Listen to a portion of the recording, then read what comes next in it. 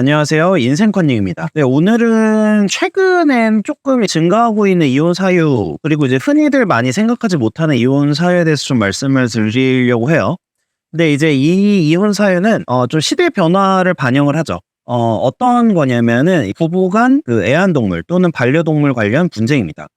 제가 예를 들어서 설명을 드릴 건데 약간 각색을 넣어서 설명을 할게요. 이제 A씨와 B씨가 이제 결혼을 했습니다. 근데 이제 두 사람 다 애완동물을 좋아하고 키우고 싶어 했던 사람이어서 이제 결혼을 하면서 이 부분에 대해서는 동의가 되는 상황이었어요. 다만 원래 A씨가 기르던 강아지가 있었는데 이미 5년 정도는 키운 상황이라서 이제 애정이 많이 담겨 있는 상황이었던 거죠. 그리고 이제 B씨는 내가 키우던 강아지는 아니지만 또 드리긴 좀 어렵고, 그러니까 이제 원래 개를 키우기로 이제 서로 A씨와 B씨가 약속을 하고 A씨의 개를 사랑으로 이제 보듬어 주기로 이제 다짐을 합니다. 이제 여기까지는 좋았는데 그 이후에 이제 결혼을 하고 이제 B씨는 나름 그래도 A씨의 개를 이렇게 챙기고 하려고 노력을 했어요. 실제로 원래 당연히 이제 결혼을 해서도 키우려고 하는 생각도 있었고 하기 때문에 뭐 그렇게 아주 뭐 소홀하게 이렇게 했던 거는 아니었는데, 이제 문제는 A씨는 이제 그 개에 대한 애정이 일반적인 사람들보다 더 남달랐던 거죠. 그래서 이제 애정도의 차이가 있었던 건데, 이제 원래 키우던 A씨는 그 개에 대해서 어쩌면은 뭐 B씨보다 더 우선시하는 그런 경향을 보여요. 부부관계보다 오히려 약간 그 개에 신경을 쓰는 모습을 많이 보이기 시작하는 거죠. 그리고 A씨가 B씨에게 여러 가지 개에 대한 케어를 부탁을 하기 시작하죠. 왜냐면 같은 집에 있고 이제 당연히 이제 같이 키우는 관계가 됐으니까. 근데 이제 뭐 밥을 주는 문제, 개랑 산책하는 문제, 이런 그 문제들이 생각보다 이제 많이 발생을 했던 거예요. 이제 B씨 입장에서는 A씨가 하던 것에 비해서는 좀 못했지만 나름 이제 애정을 주면서 열심히 했는데, 이제 A씨의 눈에 보기에는 좀 이제 미흡했던 거죠. 그리고 B씨는 원래 반려동물을 키울 생각은 있었지만 키워본 적은 없었기 때문에 내가 이렇게 해도 되나 이런 걸 잘 모르는 거죠. 그러면 A씨는 이걸 보고 실망을 하고, 또 이제 이걸로 인해서 A씨가 B씨한테 일종의 지시를 하는 모습이 되니까 B씨 입장에서는 이제 좀 신경질도 나고 점차 마음이 상하기 시작하는 거죠. 그래서 이제 점차 다툼이 심해지고, 그다음에 이제 반려동물이 오히려 이제 반려자들과의 관계를 이제 막 해치는 그런 상황들이 발생을 하는데, 최근에 조금 이게 늘어나고 있어요. 이제 어떠신지 모르겠는데 제가 실제 상담을 하는 케이스를 약간 각색해 본 거거든요. 저는 이렇게 얘기를 해요. 이게 육아나 재혼의 모습과 좀 비슷하다. 예를 들어서 재혼 과정에서 상대방의 애를 데리고 왔습니다. 그러면 이런 문제가 똑같이 발생을 해요.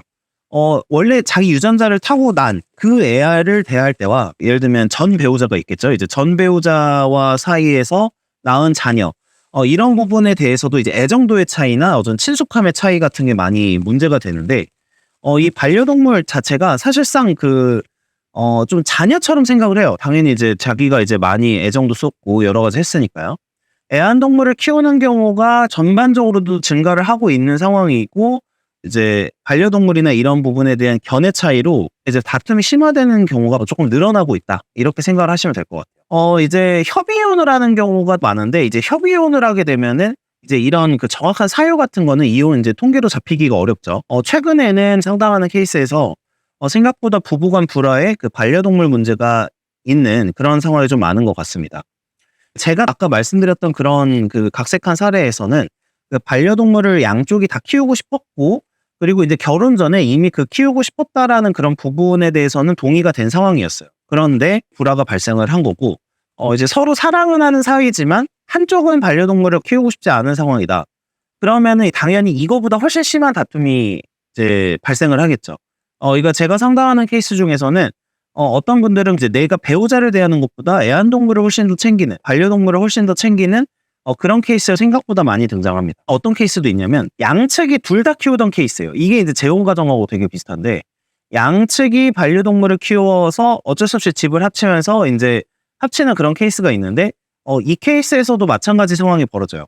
내 강아지를 좀 더 보살펴 줘야 되는데 왜 이쪽에 좀 신경을 좀 안 쓰냐, 뭐 같이 이렇게 키우기로 한 거 아니냐 하면서 이제 자기가 애정이 있는 원래 키워왔던 반려동물에 대한 그 애정도와 이제 새로 들어온 반려동물을 대하는 태도, 이런 게 이제 다르기 때문에 그 부분으로 계속해서 이제 분쟁이 많이 발생을 하는 거고, 또 이런 것도 있어요. 이제 그 반려동물을 어느 정도로 케어할 것이냐 이거에 대한 분쟁인데 이거는 흡사 어떤 거랑 비슷하냐면 육아 분쟁하고 비슷합니다. 예를 들면 아이를 낳았는데 아이를 교육을 어떻게 시킬 거고 뭐 어느 정도로 케어를 할 거고 어느 정도 자율성을 부여할 거냐 뭐 이런 부분에 대한 문제인데 실제로 반려동물을 키우는 경우에서도 이런 그걸로 좀 다투는 경우가 종종 보이기 시작하더라고요. 그래서 이제 아이를 어떤 식으로 성장시킬 거냐, 어떻게 돌볼 거냐에 대한 문제, 이제 케어에 대한 문제가 이제 반려동물에서도 똑같이 발생을 한다. 한 명은 그냥 뭐 먹이만 잘 챙겨주고 기본적인 것만 하고 이제 조금 놔두자. 아니면 한 명은 완전히 계속 케어를 해야 된다. 이런 식으로 분쟁이 생기면서 그 문제들이 좀 생기기 시작하는 것 같아요. 혹시 그 결혼 전에 기본적으로 반려동물에 대한 어떤 생각을 일단은 당연히 물어보고 여러 가지로 맞춰보셔야 되는 좀 노력이 필요할 것 같고, 또 뭐 맞춰보는 것도 그냥 단순히, 너 키워도 괜찮지? 뭐 그냥 열심히 뭐 해가지고 잘 키워보자. 뭐 그 다음에 그냥 데리고 잘 살아보자. 이런 정도의 논의가 아니라, 보통 뭐 어느 정도로 좀 케어를 해주는 걸 원하냐, 뭐 아니면 보통 어떤 식으로 하는 걸 원하냐, 이렇게 조금 구체적으로 물어보시면 좋을 것 같아요. 그래서 이 상황에서 질문을 하고 뭔가 얘기를 나눈 다음에 어느 정도 결혼이나 이런 걸 결정을 하시는 게 좋지 않은가. 이게 아까도 말씀드렸지만 이게 사람마다 자기가 애정도가 너무 차이가 나기 때문에 그 부분에 대해서 많이 다툼이 발생을 하거든요. 그래서 요 부분은 이제 결혼 전에 혹시 뭐 예를 들면 여자친구나 남자친구를 만날 때 만약에 그 반려동물을 키운다는 부분만 동의를 하고 끝내지 마시고 키우는데 어떻게 할 거냐라는 부분에 대해서도 조금 충분히 얘기를 나눠보시는 게 좋겠다는 생각이 듭니다. 네, 시청해 주셔서 감사합니다.